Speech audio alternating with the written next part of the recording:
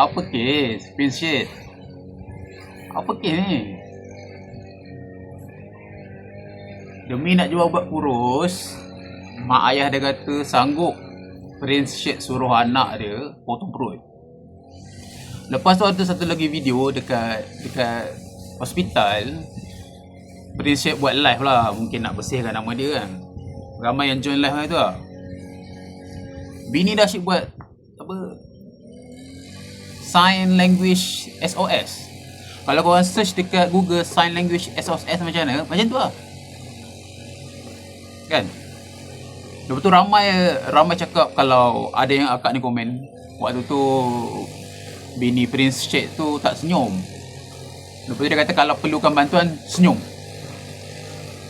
Bini Prince Sheikh senyum lama, tak tahu apa jadi sebenarnya kan.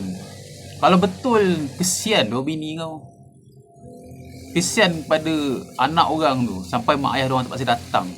Kalau betul engkau suruh buat macam-macam sampai orang tu dehydration, sampai orang tu hampir lumpuh, stroke semua, kau anaya. Kira kau memang jadikan bini kau sebagai objek eksperimen untuk produk kau. Aku pernah laksa kau dulu, sedap. Rupanya ada yang cakap kuah laksa tu dari family bini kau, bukan kau lah. Lepas tu ada lagi satu video sampai abang dia hentak-hentak kereta kau.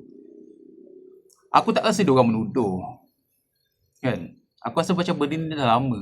Aku tak tahu lah, aku cakap je. Sebab netizen banyak agak lah borak pasal benda ni. Bila aku tengok scary ke lah. Sebab bini kau pun badan besar, lepas tu kau nak jual ubat kurus. Potong perut, so bini kau akan kurus. Lepas tu produk tu boleh jual. Tapi aku still rasa melampau lah. Kalau betul kau nak jual produk kurus, kalau betul produk kau tu berguna, carilah orang lain. Maksud aku, carilah orang yang dah kurus, yang tak guna produk kau tapi dah kurus. Macam orang lain, dia jual produk kan. Orang tu dah lama kurus, lepas tu dia jadikan orang tu model. Buat macam tu je lah kan.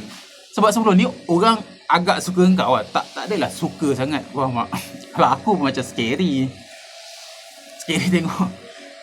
Tapi macam cari model lain lah. Cari model lain, cari orang yang boleh buat lain. Janganlah buat bini sendiri. Tapi itulah macam ada seorang akak yang kata, isu dia dekat situ, kalau dia jual produk kurus tapi bini dia tak kurus, orang tak beli. So macam tu lah. Dia terpaksa push bini dia, potong perut ke apa ke kan. Tapi kalau betul kesian lah, aku jujur kalau betul kesian, aku harap nurse doktor kat hospital tu boleh pantau lah. Sebab aku suka laksa diorang. Aku tak tahu diorang berniaga lagi ke tak, sebab dah lama. Dulu aku pernah beli laksa diorang, sedap, kuah dia sedap.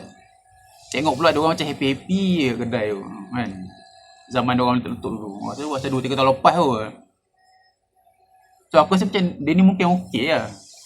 Still tak rasa sepenuhnya okey sebab tengok konten macam mana. Tapi tolong appreciate. Kalau betul itu yang kau buat dekat bini kau, stop lah. Kesian tu. Bayangkan kalau teruk sangat. So ikat perut tu, potong perut tu, dia boleh pecah tau. Tak serius, sakit tu. Dia boleh ada internal bleeding. Okay, selamat pagi. Jangan lupa like, subscribe dan komen. Share.